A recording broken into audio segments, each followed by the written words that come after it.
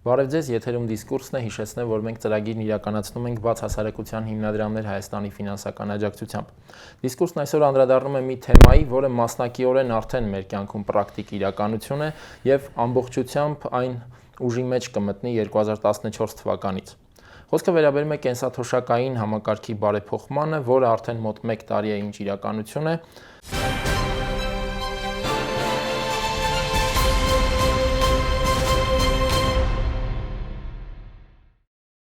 Թոշակը փոխել են քարտի վրա։ Հիմա ասել են եկեք սոցապ, եկել ենք ստեղ, ակազդը տեղափոխել են ուրիշ տեղ։ Հիմա պիտի ուրիշ տեղ գնանք, որ քարտը թոշակը քարտի վրա։ Կարող է կորցնենք, պարամարտենք, կարող է սխալ կոդը հավաքենք, կարող է քարտը կուտա ոնց հետո հանենք։ Ոչ փոփոխությունը ոչ տեսել եմ, ոչ գիտեմ։ Ես թոշակ եմ ստանում, բայց ոչ փոփոխություն ես չգիտեմ։ Ասում եմ, որտեղ ես ուզում, ես ասում եմ փոշտ եմ ուզում, վերջ։ Ես ընդեղ եմ ուզում, ընդեղ եմ ցանկացել։ Քարտ չեմ ուզել, բանկ չեմ ուզել։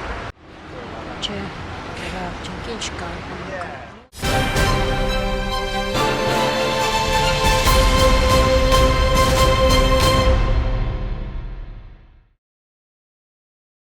Այսօր հրավիրել ենք Հայաստանի ֆինանսների փոխնախարար Վարդան Արամյանին եւ Ազգային ժողովի падգամավոր Դաշնակցություն խմբակցության անդամ Արծվիկ Մինասյանին։ Շատ շնորհակալություն մեր հրավերն ընդունելու համար։ Պարոն Արամյան, առաջին հարցը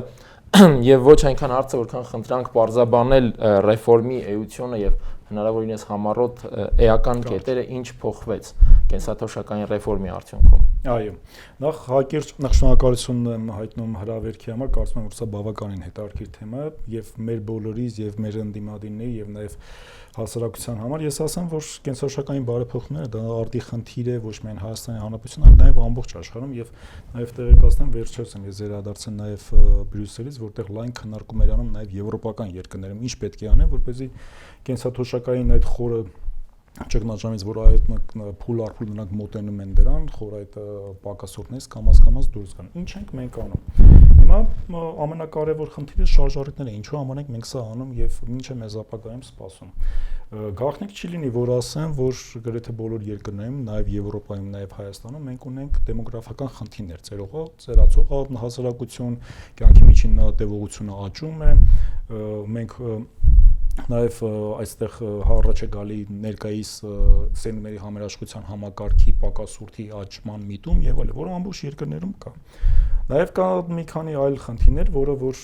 հասարակության անդամների նրանք, որոնք որ ներկայումս աշխատում են եւ հետագայում որ ստանում են կենսաթոշակ, կապը բացակայում է եկամուտ եւ կենսաթոշակի։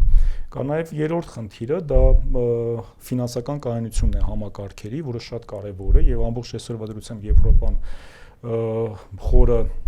ես արդեն նշեցի նաև պակասուրդների մեջ է եւ նույնիսկ այժմ հարց է առաջանում թե արդյոք նրանք կարողանալու են Մասստրիխտի չափանիշները ապահովել 3% անան, երբ որ արդեն իսկ նրանց կենսաթոշակային համակարգերը խորը պակասուրդ ունեն, ես արդեն նշեցի, մոտավորապես անցնում է արդեն 3% ՀՆ-ի եւ դրանք եւս դիտարկվում է մեր երկրում։ Իհարկե մի փոքր ավելի փոքր չափերով, բայց մեզ ապագայում 10 տարի 20 տարում մենք տարի հետո մենք բախվել ենք նույն այն խնդիրներին, ինչ որ հիմա Եվրոպան գտնվում է։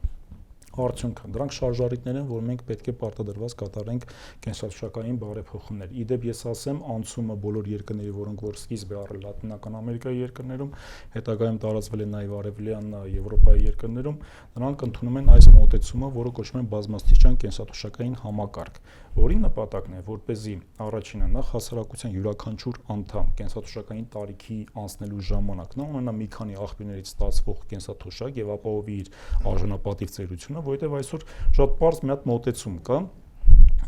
Այսօր մենք մեկ կենսաթոշակառուին սրում է մեկ աշխատող։ Դա նշանակում է, որ ակնհայտ է, որ աշխատողը իր ամբողջ արժանի եկամուտը չի կարող որպես հարկ տալ, հա, իսկ մենք մեր աշխատավարձը, թե միջին տնտեսության աշխատավարձը, միջին հաշվով ամսական կազմում է մոտ 115-ից 120,000 դրամ, դրա մոտ 20%-ը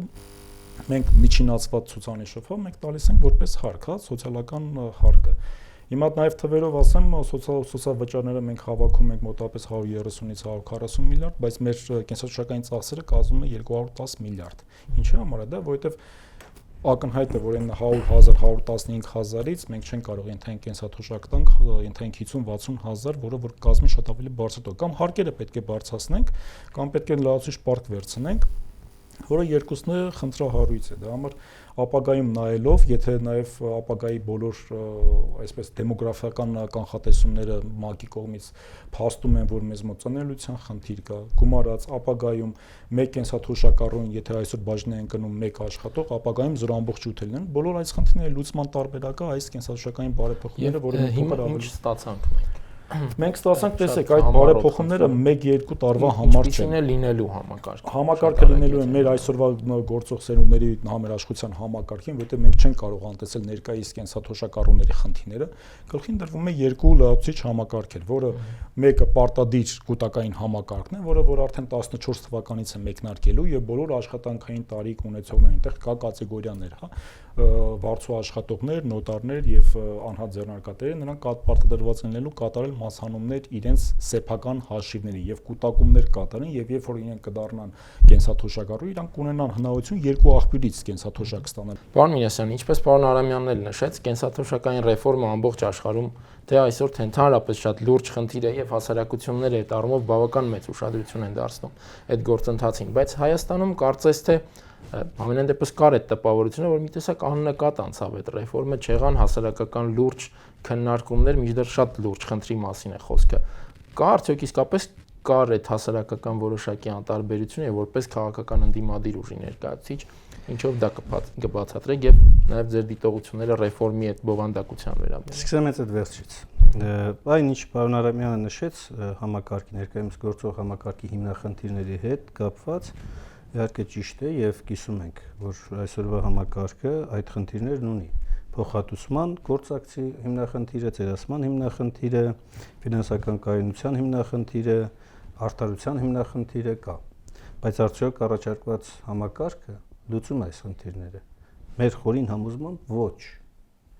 Կետ առ կետ կարող եք թվարկել ինչու ոչ։ Ինչու։ Ժողովրդագրական տեսանկյունից այս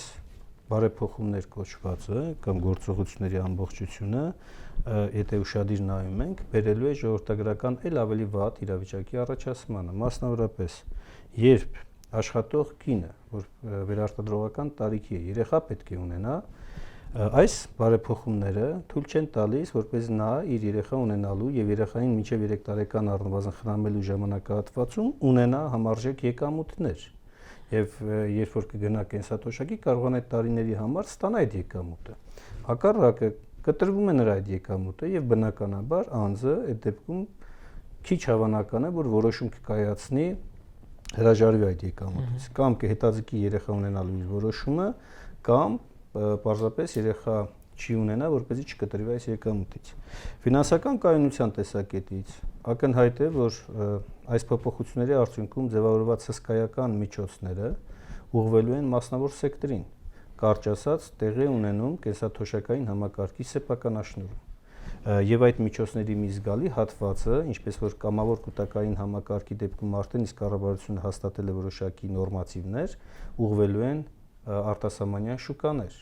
Այսինքն այս գումարները Հայաստանում չեն մնալու, մեծամասամբ չեն մնալու, կարող է 1-2 դրվագներով, ասենք, կազմակերպություններ լինեն, որոնք փորձեն վերցնել եւ շահ ստանան, բայց մեծ հաշվով կամ բանկերում ավանների տեսքով մեծ հաշվով գումարի մեծ մասը ուղղվելու է Հայաստանից դուրս եւ սա նշանակում է, որ Հայաստանի տնտեսությանը չեն ծառայելու այս գումարները, առնվազն առաջիկա միջին ժամկետ ժամանակահատվածի համար, իսկ երբ կգա առաջին արդյունքները ստանալու պահը, անորոշ է թե ինչպիսի իրավիճակ կլինի միջազգային շուկաներում։ Այստեղ է որ ի հայտ է գալիս միջազգային շուկաների ռիսկը, որի չեզոքացման համար է, որ այս փաթեթը ոչինչ չի արել։ Երկրորդ տնտեսական ռիսկերն են համակարգային առումով։ Այսօր Հայաստանի տնտեսությունը, երբ գործազրկության մակարդակը բավականին բարձր է 20%, իսկ եթե վերացենք նաև կենսապահովման նվազագույն բյուջեի ցուցանիշների եւ աղքատության մակարդակի, ապա դա շուրջ 30%-ին է մոտենում զուտ գործազրկության մակարդակը կամ որ նույնը 285,000 քաղաքացիներ այսօր համարվում են գործազուրկներ, պաշտոնական ցուցանիշներն եմ ասում, իսկ եթե գյուղատնտեսական սեկտորից էլ հանենք այն հատվածը, որը որ այս համակարգով միևնույն է հարցը չի լուծվում այս մարդկանց, ապա դրանց թիվը անցնում է 500-600,000-ը։ Արդյունքում մենք ընդամենը այս փոփոխություններ կոչվածով հաստատում ենք այն ստատուս քվոն, որ կա այսօր մեր մոտ, իսկ դա բարձր գործազրկությունն է, ցածր աշխատավարձն է։ Եվ փոփոխությունները չեն բերելու ոչ նոր աշխատատեղերի ստեղծմանը եւ ոչ էլ աշխատավարձերի բարձրացման խթան են հանդիսանում։ Մյուս կարևոր հանգամանքը, որ բացասական տեսակետից այս փոփոխությունները նպաստելու են, դա իսկապես մեր հասարակության մեջ ցածր գիտելիքներն ու պատկերացումներն են ֆինանսական շուկաների վերաբերյալ։ Թվում է, թե ազատական մտածողության գաղափարախոսները ամեն ինչ թողնում են քաղաքացու վրա, իբր թե քաղաքացին ինքը ունենալու է առանձին հաշիվ եւ ինքն է կառավարելու եւ այլն։ Բայց մենք ունենք նախընթաց փորձ, երբ որ մարդը նույնիսկ իր ավանդային հաշիվը չի կարողանում կառավարել, ելուր մնաց կենսաթոշակային համակարգի եւ առավել եւս ընտրել փաթեթներ եւ այլն։ Հետեւաբար այս ամենով հանդերձ մեր խորին համոզմամբ ընդունելով հանդերձ առկա հիմնախնդիրները, առաջարկվող լուծումները մեր կարծիքով adekvat չեն Հայաստանի արժեվ ծառացած մարտահրավերներին եւ բերելու են ել ավելի ծանր վիճակի առաջացմանը։ Ինչու մեր իրականության մեջ հետաքրքրությունները թույլ են արտահայտված։ Սա առաջին հերթին իշխանության մեղքն է։ Երբ մենք ասում ենք եւ բացահայտում ու բացատրում ենք, որ այնպիսի կարևոր բարեփոխում, ինչպիսին կենսաթոշակային համակարգն եւ վերաբերում է ապագա սերունդներին, իրավունք չունի որևէ տվյալ ժամանակահատվածի իշխանություն վերցնի իր վրա, այլ հարկավոր է հրապարակային հանրային քննարկման եւ ինչու՞ չէ հանրաքվեի միջոցով լուծի այս հարցը։ Մեզ մեղադրում էին այն բանի մեջ, որ մենք քաղաքական ակցիա ենք ուզում անենք։ Իդեպ ասեմ, որ կարծում եմ, այս պահի դրությամբ միակ քաղաքական ուժը այսօր մեր քաղաքական համակարգում, որը որպես հիմնարար սկզբունք դեմ է այս գաղափարախոսության, այս մոտեցումներին, դա դաշնակցությունն է, որ բխում է թե իր սոցիալիստական էությունից եւ թե ազգային առանձնահատկություններից ելնելով է, որ մեր առաջարկները կա։ Չընդունեց իշխանությունը այս մոտեցումը, ավելին 3 ընթերցման օրենքի նախագծերը արագընթաց կարգով, նույնիսկ եթե չեմ սխալվում, երկու ընթերցումները այսպես ոչ թե հերթական, այլ արտահերթ նստաշրջանի միջոցով են ընդունվել։ Եվ բնական է, որ հասարակությունը չի էլ կարողանա այս adekvat արձագանքի։ Ես համոզված եմ, որ այս համակարգի պայթյունը եւ այն փոփոխությունները, որ 2013 թվականի հունվարի 1-ից արդեն մեր քաղաքացիները իրենց վրա զգելու են բեռի տեսակետից, բերելու է լուրջ փոփոխությունների, լուրջ շարժումների, երկուսը նշեմ ընդամենը։ Առաջինը դա հարկային համակարգում տեղի ունեցող փոփոխությունն է, պարոն Արամյանը նշեց, բայց պետք է արձանագրենք, որ նվազագույն աշխատավարձը 2013 թվականի հունվարի 1-ից հարկվելու է։ Մինչ այդ չէր հարկվում, հիմա հարկվելու է։ Իհարկե առանձին պայմաններ, պահանջներ դրված են, որ պետք է ֆորմալ առումով բարձրացվի այդ նվազագույն աշխատավարձը, բայց սրանք ընդհանրապես ցուցանիշներ կարող են լինել, բայց ոչ էական փոփոխություններ։ Բայց որ հարկվելու է, դա միանշանակ։ Երկրորդ կարևոր հանգամանքը՝ ի հակադրություն Հայաստանի Հանրապետության Սահմանադրության անցումային դրույթների տեղի ունեցել կենսաթոշակային պայմանների վատ թարացում։ Եթե մինչ այս փոփոխությունները 5 տարվա աշխատանքային ստաժ ունեցողը իրավունք ուներ անցնել կենսաթոշակի աշխատանքային, փոփոխություններով 5 տարին 10 է դարձել, այսինքն կրկնակի վատացել է վիճակը քաղաքացիների համար։ Հիմա մենք ինչ էինք առաջարկում, եթե թույլ տաք, ես կարճ նաև կառաջարկեմ։ Ես պարոն Արամյանը պատասխանի ձեր այդ ընդդիմախոսությանը, հետո նաև ձեր առաջարկները, պարոն Մինասյան։ Շնորհակալություն, ես արագ ուրեմն հարցադրումները գրեցի իմ գործընկերոջը եւ մենք այս քննարկումները ունեցել ենք համար առաջինը։ Նախ երեխա ունենալու հարցը, կարծում եմ սրանք սոցիալական քաղաքականության տարբեր կոմպոնենտներ են եւ երեխա ունենալու համար կառավարությունը նաեւ իսկ ծրագրում ամրագրել է այն բոնուսային համակարգը լավացիչ խթանները, որը որ թույլ է տալու երեխա ունենալ եւ այստեղ կենսաթոշակը այս սոցիալական քաղաքականության այս մի կոմպոնենտի հետ կապել պետք է, որովհետեւ կենսաթոշակային քաղաքականությունը չի կարող բոլոր հարցերի պատասխան լինի։ Կենսաթոշակային բարեփոխումներ ունի մեկ հարց կենսաթոշակառուի, ես ինչպես ասեցի, նույն իմ գործընկերը ասած փոխհատուցման գործակից, արժանապատիվ կենսաթոշակ տանք եւ փոխհատուցման գործակիցը բարձրացնենք։ Հիմա այս ֆինանսական ցուցանիշներով եմ ասում, ներկա դրության մեր դեմոգրաֆիան եւ մեր տնտեսական զարգացումն այնպես ինչպես Եվրոպայում են, թույլ չեն տալու, որ մենք կարողանանք այսօր փոխհատուցման գործակից, այսինքն կեսաթոշակ բաժանած աշխատավարձի մոտ 25%-ը մենք չենք կարողանալու ապագայում ենթենք դրանի շատ բարձրացնենք։ Դա հնարավոր է ինչ որ Հունաստանը արեց, հա, ունենալու ենք կոլապս եւ դա խնդրահարույց է։ Միջոցները ուղղվելու են արտասահմանյան շուկաներ։ Իդեպ ես ասեմ, բացի այն օրենսդրական փաթեթից կան նաև իրանց ենթաօրենսդրական նաշտ եւ իմ գործընկերը ճիշտ նշեց, եթե դա կարող է խնդիր լինել, եթե ամբողջ միջոցները միանգամից գնան ամբողջ այլ երկրներ, այստեղ կառաջանում է երկու խնդիր։ Առաջինը դա արտարժութային ռիսկն է եւ կարող է, որովհետեւ եկամուտները լինելու են արտարժութային կամ ակտիվային մասը, պասիվային մասը լինելու է դրաման եւ այստեղ արտարժութային ռիսկ է, որովհետեւ դրանից ձերբազատվենք, մենք սահմանափակումներ ենք դրել։ Ու նաև ասել ենք, թե որ գործիքներում պետք է դնեն, ինչպես պետք է ներդրվեն ու նաև հենց նույն կենսաթոշակայինի մասով պատրաստում ենք 30%, պարտադիրի մասով 30% սահմանափակում դնենք, որ 30%-ից ավել չի կարողանան դուրս ներ, այսինքն նշանակում 70%-ը Հայաստանի անհրաժեշտություն իհարկե ունի։ Իհարկե ունի, երկու մաս կա, տեսեք, երկու մաս կա։ Փողերը պետք է մտածենք, որ նրանք պետք է կառավարվեն խելամիտ եւ պետք է դա մի կողմից բացի Հայաստանից դա նայենք պետք է ապահովեն դիվերսիֆիկացիա ու բարձր եկամտաբերություն, հասկանում եք։ Հիմա Հայաստանում իրականում մենք ունենք կորպորատիվ շուկա։ Մեծ եկամուտներ իրականում ոչ թե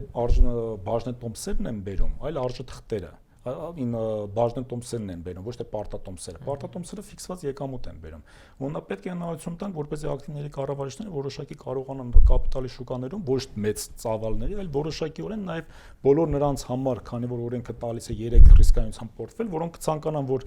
երիտասարդներն ուզում են մի փոքր ավելի վաստակեն ես խնայ, այդ հնարավորությունը տրվի։ Դրա համար այդ սահմանափակումները դրվում են, ընդ որում մենք շատ ուշադրությամբ նայել ենք եւ միջազգային փորձը եւ հետեւել ենք OECD-ի ստանդարտների, որը որ ՏԱԶԿ երկրների ստանդարտների, որը կենսաթոշակային պարտադիր ֆոնդերի դիվերսիֆիկացիայի սկզբունքներն է տալ եւ ամբողջությամբ համապատասխանում են։ Շուկայական ռիսկներն տնտեսական ռիսկերի հետ կապված ընդհանրապես սովորաբար միջազգային շուկայական ռիսկերը բաներ կա, որ տվյալ երկրի այսպես ասած կոնտրոլից կամ հսկողությունից դուրս է, հա, եւ դու պետք է ոչ թե մտածես, որ բոլոր ռիսկերը կառավարելի դարձնեն, պետք է մտածես այնպես, ինչպես դա մինիմիզացեն։ Կային արդյոք մեխանիզմներ, որոնք որ հնարավորություն կտան այդ ռիսկերը մինիմիզացնեն։ Ես վստահաբար իհարկե ժամանակ խնայելու համար, եթե մի անգամ արդյունքի ես պատրաստ եմ մանրակրկիտ ասեմ, թե որոնք են դրանք, բայց մենք այդ միջոցները համառոտ ես ասեմ, որ մենք մեր թե USAID, թե Համաշխարհային բանկի գործընկերների հետ դրել ենք այն համակարգը, որը որ խաղացողը, որպես այդ ռիսկերը կառավարի, ոչ թե մեկ խաղացողն է, որ ինքն է կառավարելու, այլ մի քանի խաղացողներ, կենտրոնական բանկ, Պահառության ինստիտուտ, կենսաթոշակային ֆոնդերի կառավարիչ, գումարած թափանցիկություն։ Այս 4 համակարգերը հնարավորություն են տալի, որ հնարին չափով մինիմիզացնել։ Գումարած դրան մենք նաև այդ ռիսկերից ապահովագրման համար, քանի որ անձանց ասում ենք, որ դուք պարտադրված եք գումարներ կատարել, մենք նաև երաշխիքների ինստիտուտն ենք դրել։ Մտածելակերպի հետ կապված հասարակության։ Իդեպ այսա համաձայն եմ իմ գործընկերոջ հետ, որոշակի սա այսպես մարտահրավեր է եւ դրա համար մենք ստեղծել ենք արդեն ֆոնդ, որը որ իրազեկման լայնածավալ աշխատանքներ է կատարում, գումարած դրան համակարգը, որ ստեղծվել է, նույնիսկ այն տարական գիտելիքներ ունեցող անձանց համար հնարավորություն է տալի, որպեսզի նրանք կարողանան դառնալ շահառու։ Օրինակ, եթե դու չունես տնտեսագիտական գիտելիքներ եւ չես կարող ընտրել դու թե որ ակտիվների կառավարիչն է քո համար նախընտրելի, համակարգը քեզ համար ավտոմատ ընտրելու է այդ ակտիվների կառավարիչները։ Եթե ասենք, եթե կան 3 ակտիվների կառավարիչներ, մի պահ վերցնենք, որ հասարակությունը 100%-ից ոչ մեկ ընտրություն չի անում, համակարգը 33.3% հավանականությամբ բաշխելու է այդ միջոցները ակտիվների կառավարիչների միջև։ Նույն կերպ ինքը բաշխելու է, մենք հնարավորություն ենք տվել 3 տեսակի պորտֆելներ, որ ձևավորեն ըստ ռիսկայնության։ Եթե դու չես կարողանում գիտելիք չունես այդ դրա մասով, համակարգը նույնպես էլի by default հնարավորություն է տալու այդ պորտֆելների մեջ տեղաբաշխի։ Գումարած դրան, մենք այն մարդկանց, որոնք որ չունեն այդ գիտելիքները, որ համակարգիչով չեն կարող օնլայն ժամի կտրվածքով, վայրկյանի կտրվածքով հետևեն, թե իրենց գումարները ինչպես են աշխատում իրենց օգտին, տարեկան մեկ անգամ թղթային տարբերակով իրենց ծրարով ուղարկվելու է, թե իրենց միջոցները ինչպես են կառավարում եւ ինչ եկամտաբերություն են ապահովում։ Շատ լավ, եւ 15 տարին 10 տարու դառն է կանդրադառնում հանրային քննարկումները, ես արդեն ասի, հարկային մեխանիզմի հետ կապված, մենք մի բան ենք մոռանում, եկամտային հարկը ըստ էության նա ամբողջացնում է սոցիալական վճարը եւ ներկայիս գործող եկամտահարկը, երկուսի միաձուլում է։ Հիմա եթե ես նույն հարցը իմ գործընկերոջը հակադարձեմ, ասենք սոցիալական սոցիալ վճարները, արդյոք նվազագույն աշխատավարձը հարկվում է սոցիալ վճարներով, այո, հարկվում է։ Եվ այսօրվա դրությամբ 7500 դրամ մենք այսպես թե այնպես վճարում ենք, եթե ստանում ենք նվազագույն աշխատավարձ։ Այսինքն մենք այդ երկուսի համախմբմամբ դրել ենք մեկ եկամտային հարկ գաղափար։ Իհարկե իմ գործընկերը մեկը ինձ թվում է ես զգացի մեկ ռիսկ է այդտեղի այդ բերում, որի հետ մենք եւս կիսում ենք այդ մասը, որը որ դա ասենք աշխատավարձերը պետք է այնպես անել եւ դա օրենքի տար մենք դրել ենք եկամտային հարկում, որ հանկարծ 2014 թվականի ամսի 1-ից այնսկոմ բոլոր անձիկ, որոնք ստանալու են աշխատավարձը, իրենց զուտ աշխատավարձ հարկումից հետո չնվազի։ Եվ վերջին մասը ինչ վերաբերում է 5-ից 10 տարիներում, ես ձեզ ասեմ, պարոն Մինասյանը շատ լավ տեղակ է, դա նաև այն ուսումնասիրությունն է եւ այն տենդենսն է, որ գործում է այսօր ամբողջ Եվրոպայում եւ այդ նվազագույն շեմը 5 տարի թե 10 տարի սովորաբար բոլոր երկրների մոտ դա ընդունված է 10 տարի եւ ինչու որովհետեւ դա նաև 10 տարի ենք դարձնում որովհետեւ Եվրոպայում թե մենք դա նաև ունի որոշակի քաղաքականություն, որովհետեւ տեսեք շատ པարզ է դրա մասով գաղափարախոսությունը պետք է մարդկանց խթաներ ստեղծեն, որպեսզի նրանք կարողանան աշխատեն կամ աշխատեն ֆորմալ հատվածում։ Այսօր մարդիկ կան, որոնք որ աշխատում են ոչ ֆորմալ հատվածում եւ համապատասխան ստաժներ չեն հավաքում։ Այսինքն նրանք պետք է գիտակցեն, որ նրանք լինելով ֆորմալ հատվածում կարող են նաև իլրիման դրան որոշակի խթանը կենսաթոշակային, այսպես ասենք, խստության միջոցով ներողություն։ Մենք տեսեք մեզ ավելի խրախուսական այլ միջոցներ։ Ասեմ ես, տեսեք, մենք միշտ այսպիսի մոտեցում կա, էլի միշտ ինձ հարցադրում են կատարում, երբ որ ես ասում եմ կամաց համակարգը նաև մեկ այլ խթան է լինելու, որպեսզի մարդիկ ոչ ֆորմալից տեղափոխվեն ֆորմալ, ասում եմ, բա գիտեք, գործատուները ունեն հարաբերական առավելություն, ասում ճիշտ եք ասում, հասկանում եք, բայց եթե դու չի կարելի ամբողջ խնդրը բարթել մեկ ռեֆորմի վրա, որովհետեւ բոլոր ռեֆորմները պետք է նաև հենց նույն կենսաթոշակային է, պետք է ինքը լինի օժանդակող այլ քաղաքականություններ։ Եթե օրինակ մենք դու այդ ռեֆորմը անում ես, բայց ենթային հարկային ու մաքսային կամ ենթային խոտնտեսական քաղաքականությունը, որ աշխատեղեր պետք է ստեղծի, դա չես կատարում, սա խնդրահարույց կարող է, այսինքն նրանք պետք է օժանդակվեն, կամ ենթային ես նույն Բելգիայի օրինակը բերեմ, Բելգիայից երբ որ եկա, շատ երկրներ խնդրեմ են ունեցել, որովհետեւ ֆիսկալ դիսցիպլինա չեն պահպանել։ Այսինքն մի կողմից նրանք արել են այս բարեփոխումները ու բոլոր մասնագետների մոտ համակարծություն կար։ Չէին պահպանել ֆիսկալ դիսցիպլինան, որը հնարավորություն կտար, որ այս ռեֆորմը կամաց իրագործվի։ Եթե Բելգիայում չեն պահպանել, Բելգիային չի մասն, Բելգիայում չի դա խոսքը վերաբերում է Հունգարիային, որը երկարաժամկետ խնդիր է ունեցել ու բարձր պակասուրդներ է ունեցել պակասուրդ պետական բյուջեում եւ դա հանգեցրել է որոշակի խնդիրներ։ Վերջին բանը ես կցանկանամ ավելացնել, ես ես ուղղակի տեղեկացնեմ նաեւ որ բոլոր մասնագետները մենք նաև կիսվեցինք թե ինչ ենք անում Հայաստանի Հանրապետությունում։ Իհարկե իմ գործընկերը ասում է որ մենք համաձայն չենք, բայց նրանք բոլորը համակարծություն ունեին, որ Հայաստանը շարժվում է բարեփոխումների ճիշտ ուղղությամբ։ Ես կարծում չգիտեմ պարոն Արամյանը ինչ մասնագետների մասին է ասում, բայց աշխարհում երկրորդ երկիր չկա, որ այս նույն մոդելը կիրառի։ Այս նույն մոդելը աշխարհում երկրորդ երկիր չկա եւ սա ասում եմ պաշտոնապես։ Ինչ վերաբերում է բազմաշան կենսաթոշակային լինենք առաջինը, պարոն։ Միջազգային ինստանկաների սկզբին էլ սեփականաշնորհումն առաջին եղանք, հետո դրա վատ հետևանքները տեսանք ինչ է լինում։ Ես չեմ ուզում ամեն ինչ մեջ առաջին ելնեմ, որպեսզի հետո գլխից չկոտրվի շատ բաներ։ Դրա համար նաեւ մենք իրավունք չունենք սերունդների նման ռիսկի տանել։ Հիմա ինչ վերաբերում է կոնկրետ միջազգային փորձի հետ կապված, ասեմ որ նույն Արգենտինան, նույն եվրոպական երկրները, նույն Ռուսաստանը, որոնք փորձում էին բազմաշան կենսաթոշակային համակարգի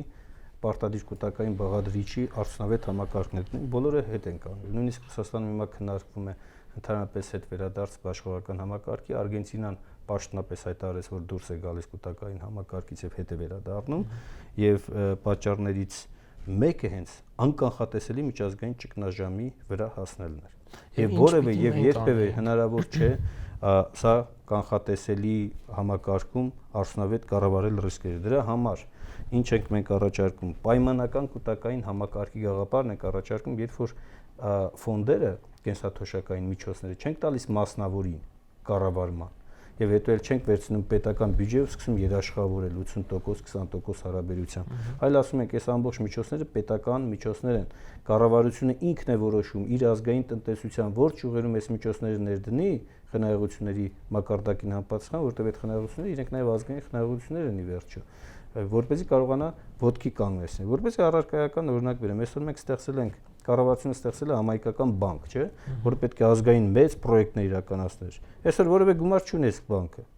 Մենք գնում ենք դրսից պետք է խնդրենք, որպեսզի տոկոսով փող տան մեզ, հետո նաև մեր հայրենակիցները 10-15%-ով գումար բերենք դնենք, իսկ մեր միջոցները տանում ենք Եվրոպայում կամ դնելու ենք կապիտալի շուկայում ռիսկային գործոնների մեջ, որպեսզի իբր թե որոշակի տոկոս ստանանք։ Այս միջոցները կան։ Եթե ուզում ենք զարգացնենք մեր ազգային տնտեսությունը, որը նաև աշխատատեղերի ստեղծում է, որը նաև դուրս է բերելու մեզ ֆինանսական ռիսկերից, շուկաների ռիսկերից, որի մասին պարոն Արամյանն էլ ես էլ խոսեցինք։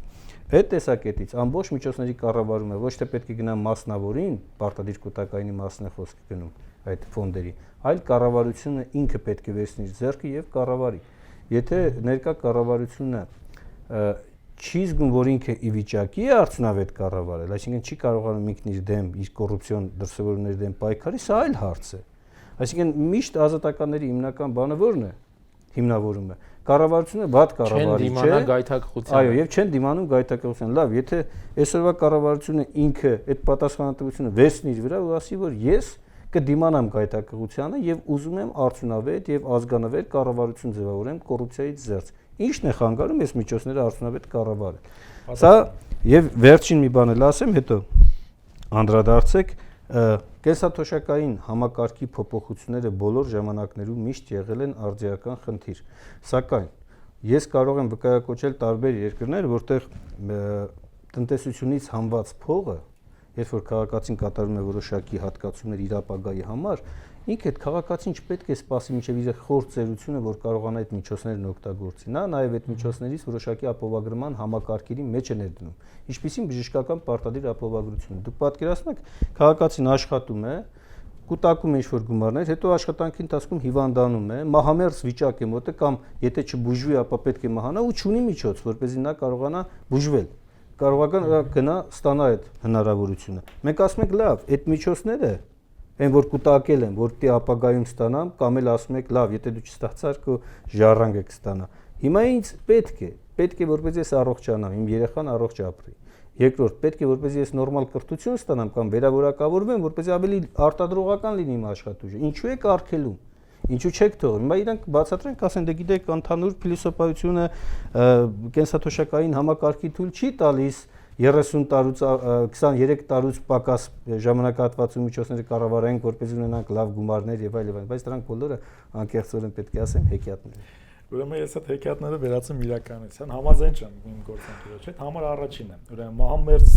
կամ ենթային եթե անձը ասված մի արած է, այդ կուտակման գործընթացում ինքը կունենա կդառնա երրորդ կարգի աշխատանք կամ երկրորդ կամ առաջին, հնարավորություն է տալի օրենքը, որպեսզի միանավակ նա ստանա այդ գումարները, որտեղ ակնհայտ է, որ այդ միջոցները ինքը խնայել է իր համար, ու սեփականությունն է դա անում, եւ եթե ասած մի արած նմանատիպ իրավիճակ է, նա պետք է կարողանա այդ միջոցները օգտագործել։ Ինչը հնարավորություն է տալի հենց այս համակարգով։ Ինչ վերաբերում է պայմանակութակայինին, սա մեր երկարաժամկետ, ասենք, մշտապես մենք ունենք դեպատ իմ գործընկերոջ հետ։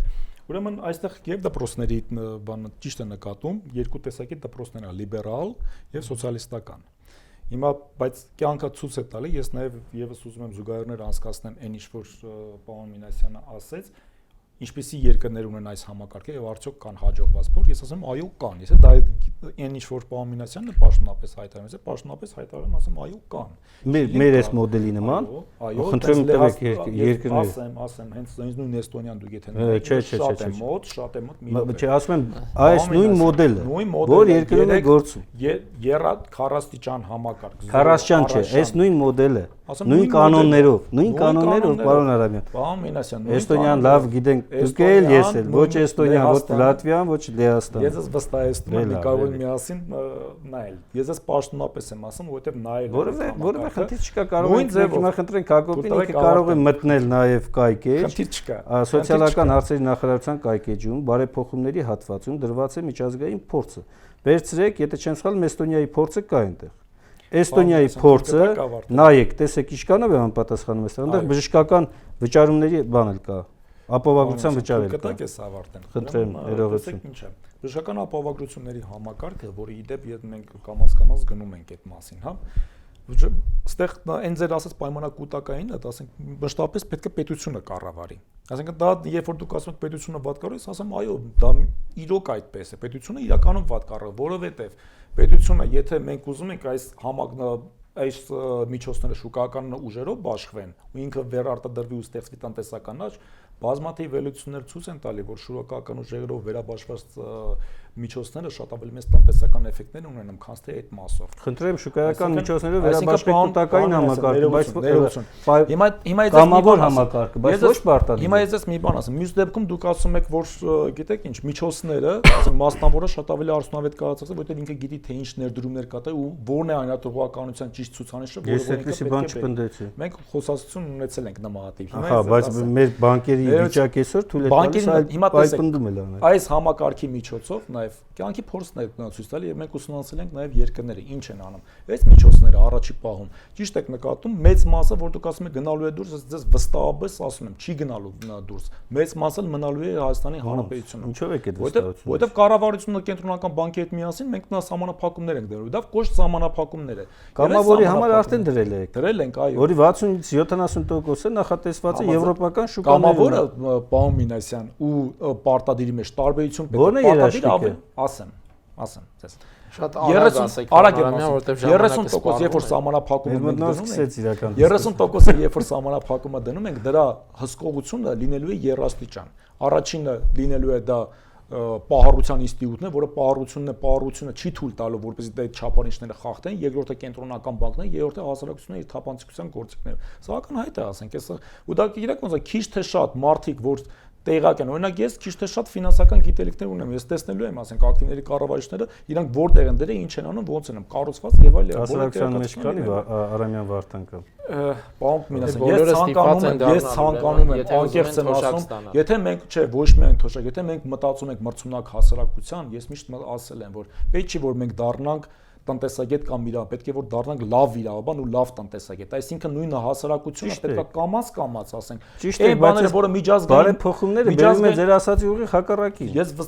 հակառակն է տեղի ունեցել այլ երկրներում։ Այսինքն եթե գիտեք մարդը շահին է գնացել, մարդը սովորական սուբյեկտ է, ինքը մի շահը որտեղ կա, շահի հետևից գնում է։ Այսինքն եթե ինքը ինչ որ միտեղից իմանա փող կա, շահ կա, ինքը դրանի հետևից գնալու է։ Դե պարտադրված է լինելու երկու բառ ավել կարդակամ, ենթենք էլեկտրոնային մտնի ինչ որ բան անի, անելու է դա։ Ես ես վստահեցնում եմ արքա համակարգով ժամանակին որ որևիցե մեկը չգիտեր արքա համակարգով ինչպես կոմունալ վճարները անեն ու բոլորը գնում էին հերթ էին կանում։ Այսօր շահ ունեն իրենք։ Արքա համակարգով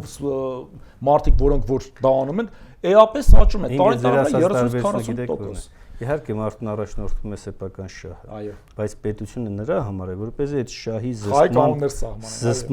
զսպման էպսի քաղաքականություն վարի, որ ձեր ցանկացած շահը չվնասի հարևանի շահին։ Եվ սա խաղային կանոնն է, որտեղ պետության սոցիալական պատասխանատվությունն է։ Այս համակարգը, ձեր բերած համակարգը, որևէ կապ չունի սոցիալական պատասխանատվության։ Միջև այդտեղ համաձայն եք ֆինանսական շուկայի նպատակով միտված փոփոխություններ են։ Շնորհակալություն մասնակցելու համար, հասկանում եմ ժամանակը ինչպես միշտ քիչ է։ Բարեկամներ, մեր ժամանակը սպառվեց։ Համենայն դեպս երևի թե արժի որպես երկրորդ մասնագիտություն սրանից հետո ընտրել ֆինանսիստի եւ իրավաբանի մասնագիտությունը կենսաթոշակային խնդիրներից գլուխ հանելու համար։ Մենք փորձենք թեման շարունակաբար պայել ուշադրության կենտրոնում, որովհետեւ այն չափազանց կարեւոր է հասարակության համար։ Մեր այսօրվա հաղորդումն ավարտվեց, կհանդիպենք։